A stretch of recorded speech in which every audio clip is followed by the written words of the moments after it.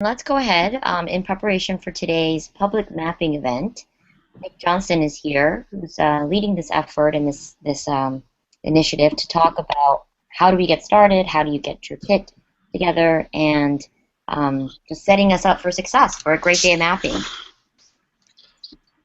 Yeah, thanks, Cosmo, and it's going to be a great day of mapping. I'm looking forward to it. Actually, it was rainy all day yesterday, and then today the sun is shining, and it's a little cold, but I think it'll be a great time. So I also have to apologize. I'm sick, so please ignore the sniffles and coughs and large glass of water that I'll be drinking from. But to begin, I just wanted to go through basically the kit and essentially everything that we have and kind of a guide to what to expect when you go out into the field. So this is, for me, this is very much prep before we go out, so it's nice to kind of go through this with all of you and to see what I'm thinking about. So we'll start with the kit. I just want to go piece by piece. This is the Helium Balloon, the 5.5-foot Helium Balloon. It's huge. We'll come back to that. Likewise, in the kit, there's the string.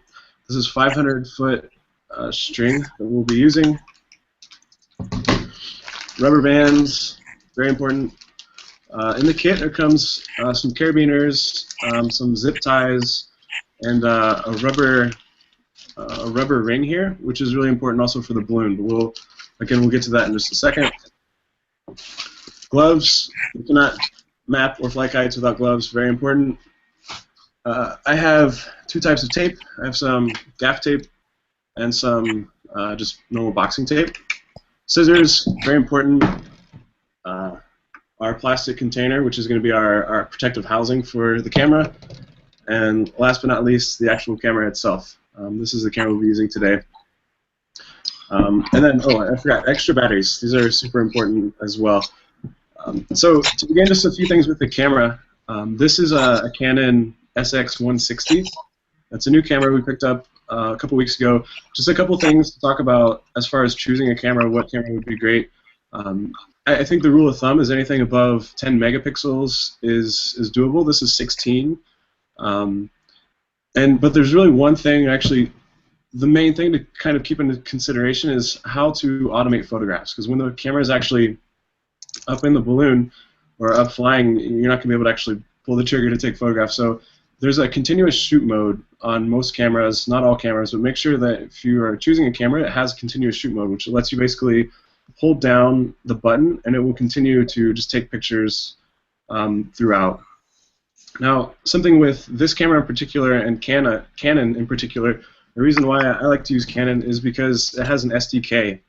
And what that SDK lets you do, it's called Chdk. It lets you actually extend the functionality of the camera. And extends it by actually installing scripts onto the camera itself. And those scripts, it's kind of unique because what you can do is actually automate a photograph, say, every 10 seconds or every 20 seconds or every 5 seconds instead of having to actually physically hold down the button.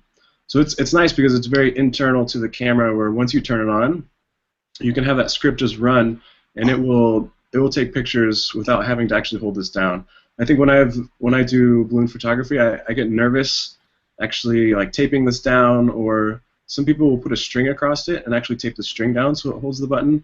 It's very successful. I think people who at Public Lab who have done this find it to be very successful, but I'm more of a hacker and more of a computer programmer nerd, I guess, so I like to actually hack the camera and put the SDK, the CHDK onto the camera.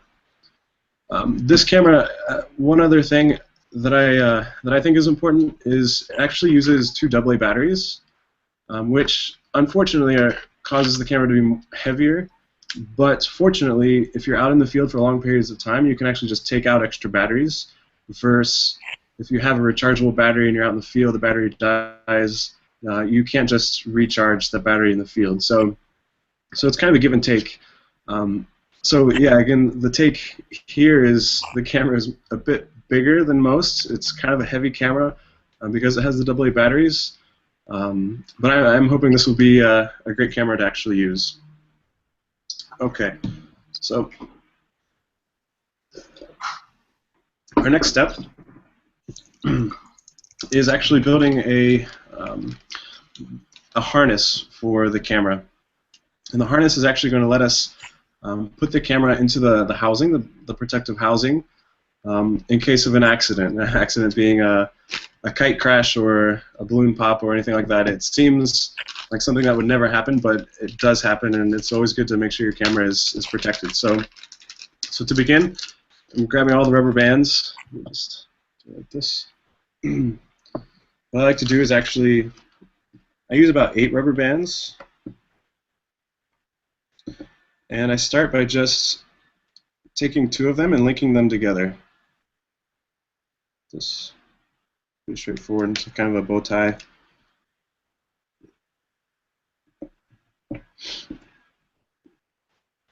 So I do 2 bow ties. So these are kind of the, these will be the holders. And then I take 3 and I do the same but with 3 across, and I'll explain why in just a second.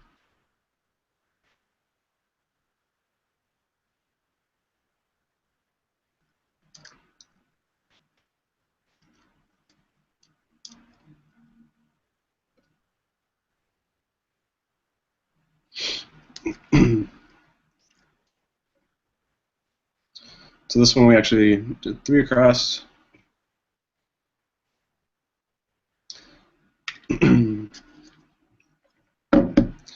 Now with the 3, what we're going to do is actually connect it to the camera on the edges here, like so.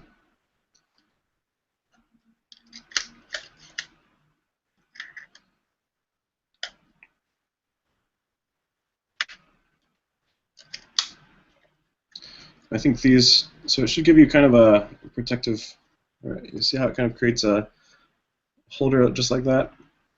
Now these rubber bands I think are a bit loose, so I'm going to double up on them.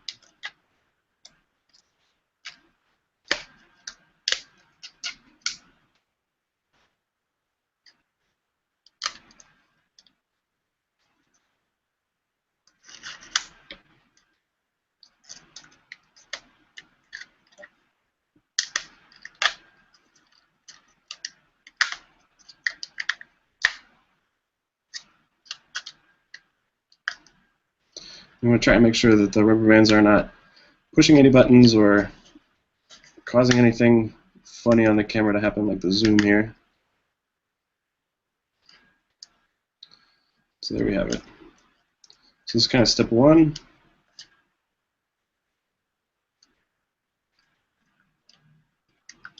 So we have a nice a harness there.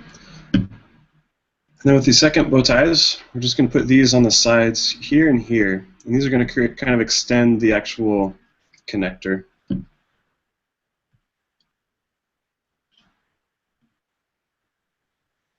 I know this seems like a mess of rubber bands, and it is, but it does serve a purpose, a very important purpose.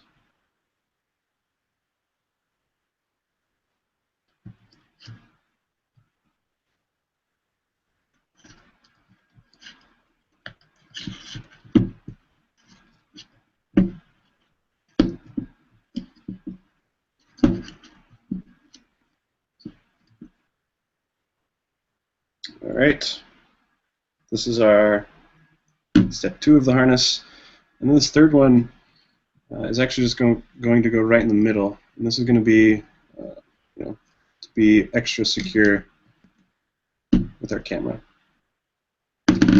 So now we have the 3. This.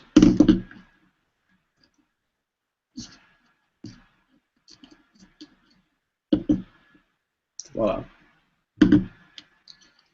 All right.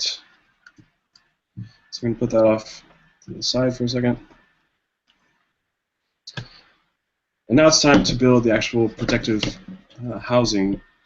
Again, like I said, this camera is bigger than most, so I'm a little nervous to see if it'll actually fit into this plastic container. I think it will, but it might be an adventure getting in there. If not, I do have a second camera, so not all hope is lost.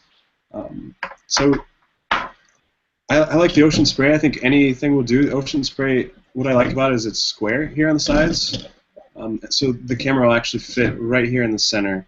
And again, it has a big lid because everything will come out right up the top. So to begin, what I'm going to do is actually just use a knife and poke a hole here at the bottom, just to get a sense.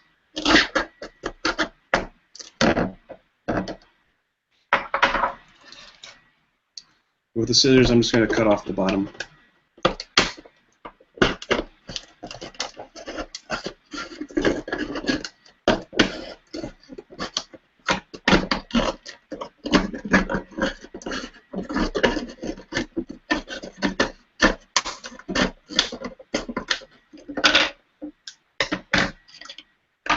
All right.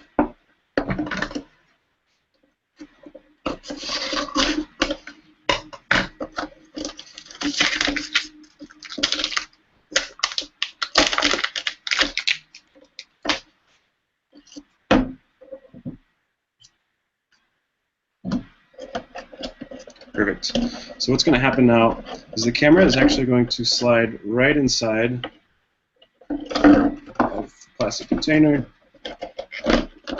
It's going to fit just like that. You can see here at the bottom. Now I'll cut out some more probably here. I do want to give enough to actually protect the camera, but the camera doesn't go any higher than that. So it's all part of kind of seeing what plastic bottle fits your camera and that way. So then these extensions that we put on are actually going to come out of the top of the bottle, these rubber bands, and they're going to come all the way around and snap to the side here. And I'll show you in just a second how we're going to do that. So I'm going to cut maybe about half of this center off again.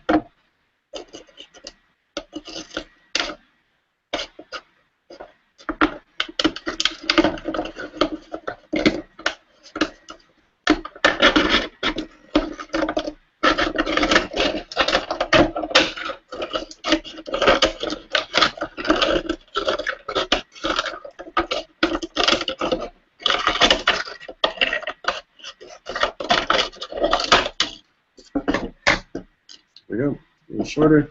Now don't throw this out right away. We're actually going to come back and use this in just a few minutes. So let's see if we can actually get this to work now.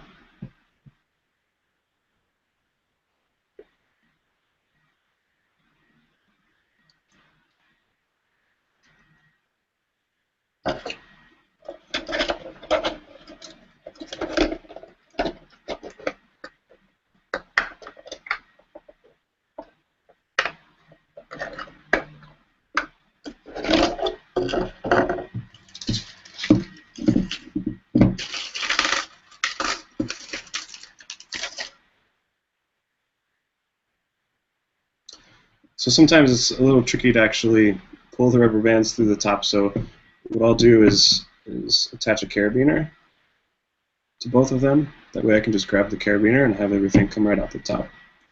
This will be a little bit easier.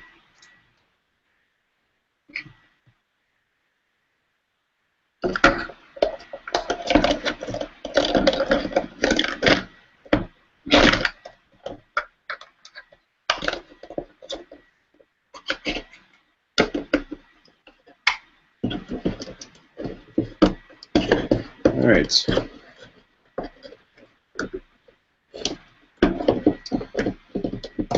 what I want to test right now is to see how long the rubber bands are when they come out. Because what is going to happen, get this lined up correctly.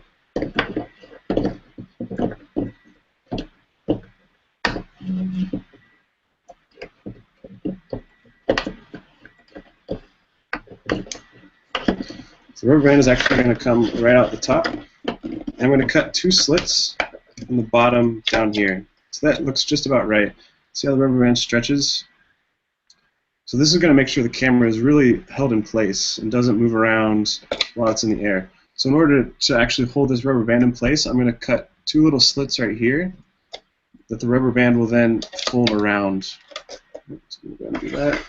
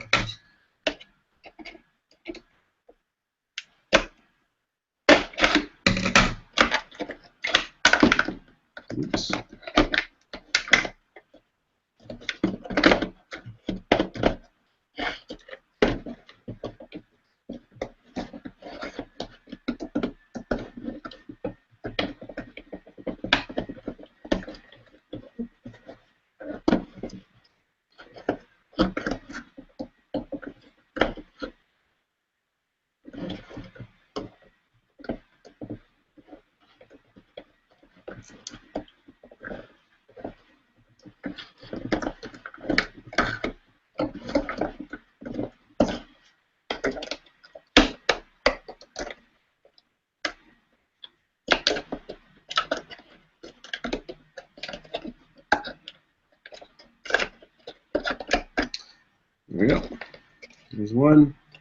And what I'll often do, I won't do this now, but when I get into the field, I'll just put a piece of tape over this so it doesn't actually come flying off at some point during flight. Do the same to the other side.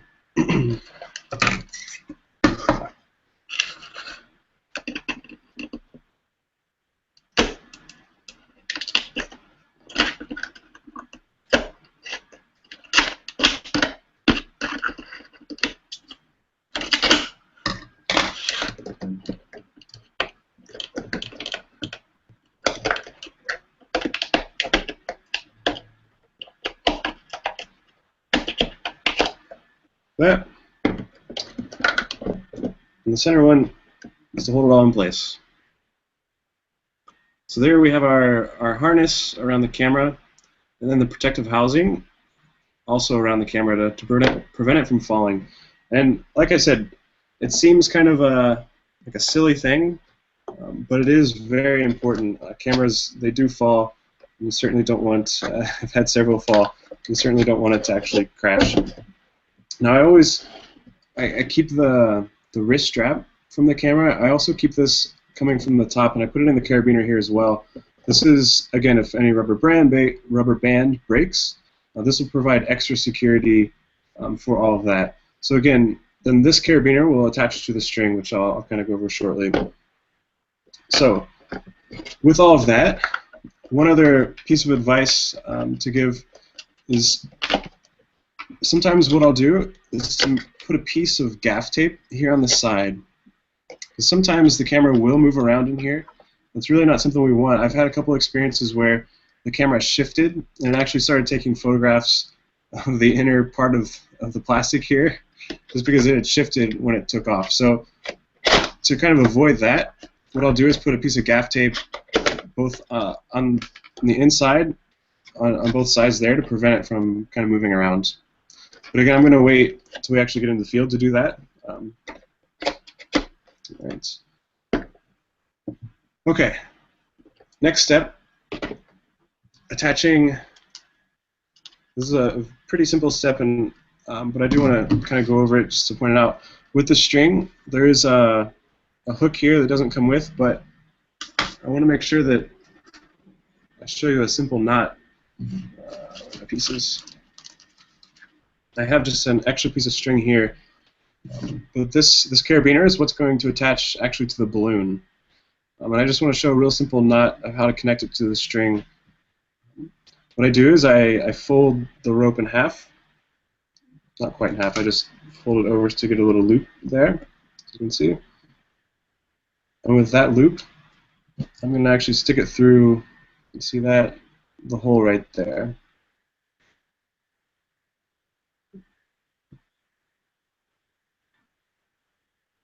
There we go. Then I'm going to tie just a typical over-under knot. I don't know what it's actually called, but which again is pretty standard like this. You can see. And the only other thing I'm going to do here is actually take this loop part and I'm going to stick this back through the loop. It's going to provide extra security in case anything happens. It's a pretty simple knot. Again, if you know knots, then skip this part of the tutorial. But as it comes tight, then we have a nice solid knot. There we go.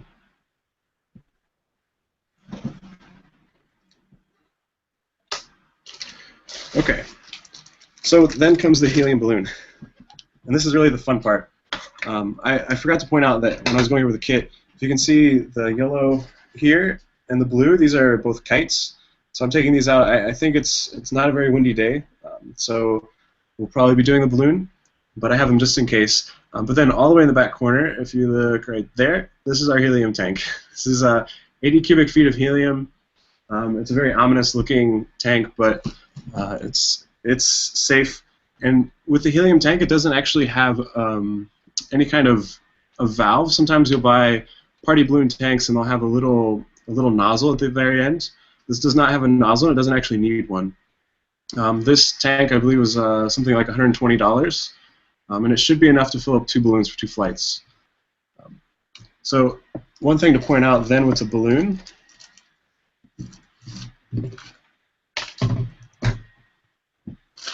so this is the I guess the entrance part for the balloon. It is a huge balloon, but the size of this piece here will fit directly onto the helium tank, which is kind of convenient. It kind of pops right on there, and then as you unscrew the helium, it'll fill the balloon. A couple points. This might be very obvious, but I always have to point this out. Make sure you have people helping you when you blow this up. It is a big balloon, and you don't want it'll start bouncing around. You want somebody to really hold it so it doesn't touch the ground or anything sharp, but also you want someone just to hold on to it so it doesn't fly away. That sounds crazy, but as it starts to fill up with helium, it gets harder and harder to hold on to it from this point. And if you're trying to do this by yourself, it's going to be a disaster. So have someone helping you to actually put it together. As the balloon fills up, there's all the twist ties. These are for actually closing off the balloon. And a lot of the directions, they put one here at the very kind of beginning here. Once the balloon is filled, you can close one off here. Personally, what I do is I snip off a bit of string, like we have, and I'll use string. I just like to work with string a bit better. And once it's full, what you'll do is you'll use this black rubber ring. This is a pretty durable ring.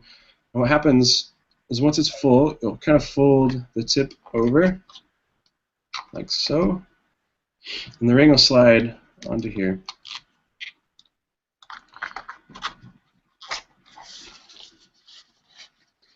So there's more or less, it's halfway down the neck of the balloon. And the reason this is important, you want to have someone kind of pinching it. You put this on, and what you'll do is you actually fold this back onto itself. And as you fold it onto yourself, there we have the hook that we'll tie the string to. So this is a pretty important part to make sure this is all secure. And what I usually do is once it's folded back onto itself, like so, take a piece of string and I wrap it around so it's very, very tight. And again, this is where an extra set of hands or a couple extra sets of hands really comes in handy, because to try and to tie this off and to hold the balloon and to secure everything is a bit of a challenge. So I tie it like this, and any knot here will do. And then what I actually do is I'll put gaff tape around the very tip, and that really creates a strong hold here, so the helium doesn't escape, but also you have a very strong ring here to hold on to things. So at this point,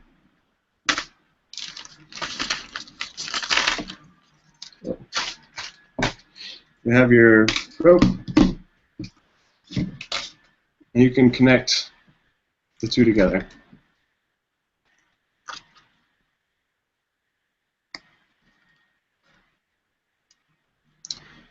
Now, the last piece that's missing out of all this is once that starts to go up, what I'll typically do is to tie a little knot or loop in the string.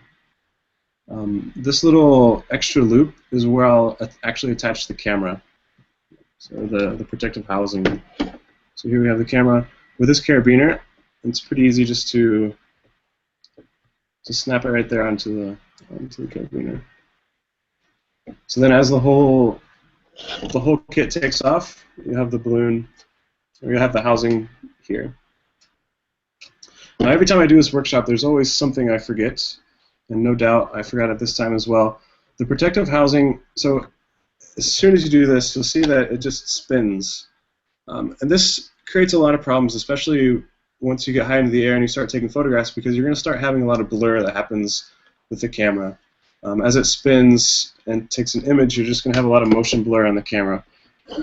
Now, typically, you will still have great pictures, great data, but sometimes that does happen. And one of the things you can do to actually avoid that is clear all this out. Is this piece of plastic which we cut off from the bottom. What we can do with this is actually turn it into a tail. think of what's best here. A tail that will attach to this so that the wind will actually catch the tail and spin it in one direction or the other, which will actually provide some stabilization.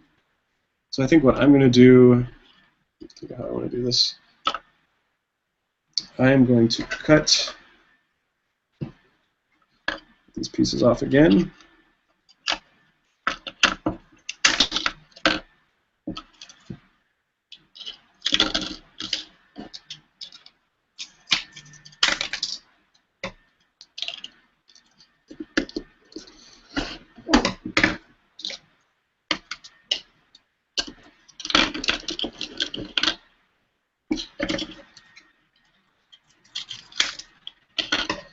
So what I've done now, I've kind of cut them apart. I'm going to tape them together to form one kind of tail. This seems a little, let me cut this a little better.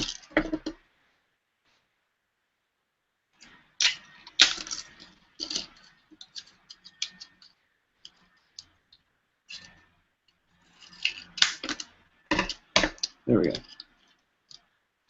So I'm going to tape these two pieces together, and then I'm going to tape this end to, I'm going to attach it right here in the center to the kit.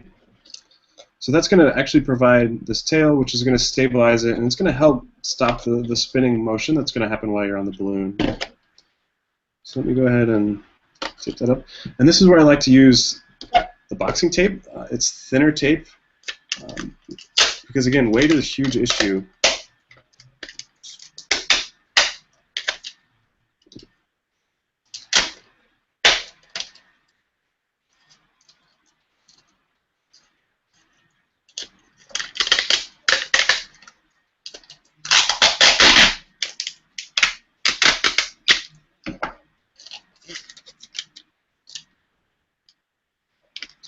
I'm just going to tape these together.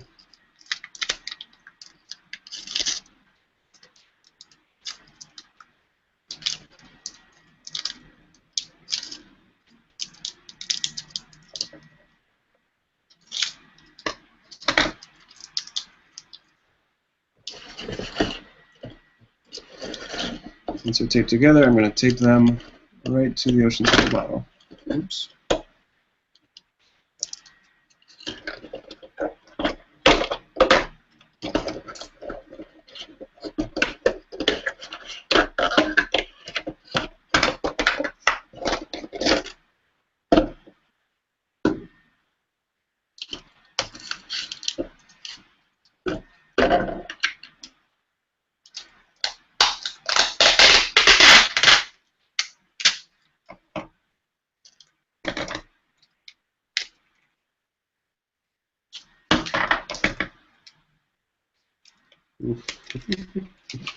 Next.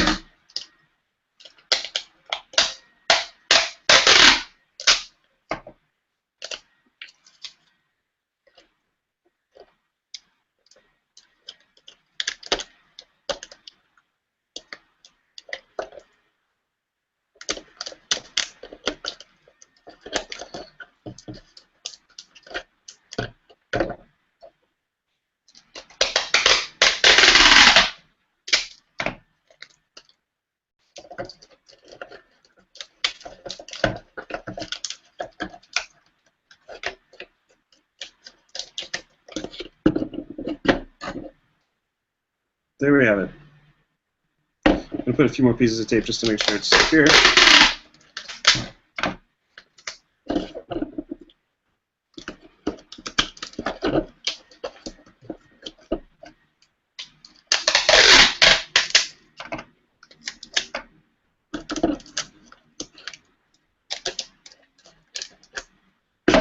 All right.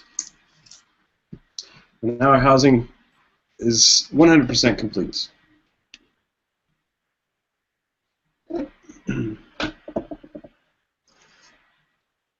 So I think that's really it as far as building everything and putting everything together. I think some tips definitely are have an extra SD card, have extra batteries for all of that. Go through everything beforehand, before the day of. And then when you're out in the field, really be attentive as to your surroundings. If it's a windy day, you definitely don't want to have the balloon flying high. The balloon is going to fly away in the wind. And you want to really be careful of power lines, of trees, of things like that. Balloons will certainly pop. You want to be careful of all of that. And then last but not least, when you're flying, always wear gloves. The rope will cut and burn your hands. We don't want to have that happen. So I think that's really everything that I have. And definitely check back online to see our results from the day. We hope to meet back at 5 o'clock to actually share how the day went for us. And if anyone else is out there who is also going out and mapping today, we would love to hear about your experience. Share some photos if you have them online. And we look forward to connecting with you in the future. Thanks.